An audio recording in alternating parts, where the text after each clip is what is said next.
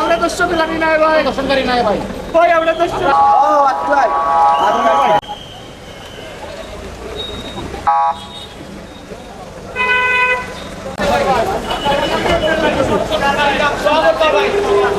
এখানে মোট আসামি ছিল 8 জন। এর মধ্যে আসামি ছিল সাইফুর রহমান, শাহ মাহবুবুর রহমান রনি, তারেকুল ইসলাম, আইনুল, মিসবাহুর রহমান রাজন, রবিউল ইসলাম এবং মাহমুদুর রহমান মাসুদ। এই 8 জন ছিল মোট আসামি। এর মধ্যে মাননীয় আদালত এখানে 1 নম্বর আসামি সাইফুর রহমানকে 7 এবং 9 3 ধারার অভিযোগ সত্যায়িতভাবে প্রমাণিত হয় মৃত্যুদণ্ড দিয়েছে। এর বাইরে 2 নম্বর আসামি রনি, তার বিরুদ্ধে 9 3 19 এবং 7 1 ধারার অভিযোগ প্রমাণিত হয়েছে। 9 3 এবং 20 ধারার অভিযোগের জন্য তাকে যাবজ্জীবন এবং 1 লক্ষ টাকা জরিমানা এবং 30 ধারার অভিযোগ প্রমাণিত হয় তাকে এবং আরো 50,000 টাকা জরিমানা করেছে।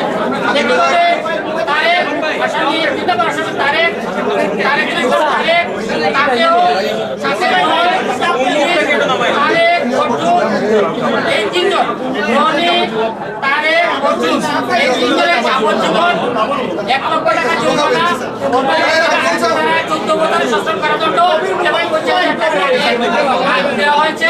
আর বাকি 4 জন আসামি বলতে রাজন, রবিউল, মাসুম এবং আইনুদ্দিন উর্ফে আইনুল, এই 4 জনকে মাননীয় আদালত খালাস দিয়েছে।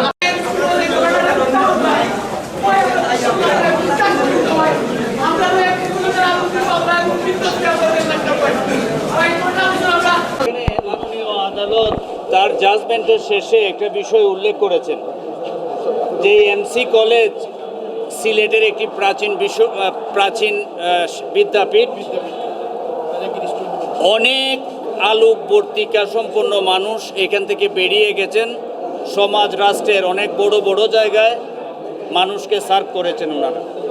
এই আলোর এই ভূমিতে সন্ধ্যার অন্ধকারে এই পৈশাচিক যে কাণ্ডটা হয়েছে, আগামীতে আপনার মেয়ে আমার মেয়ে সিলেটের প্রতিটা নারী নাগরিক হিসেবে নির্ভয়ে প্রতিটা অলিতে গলিতে যেন চলতে পারে।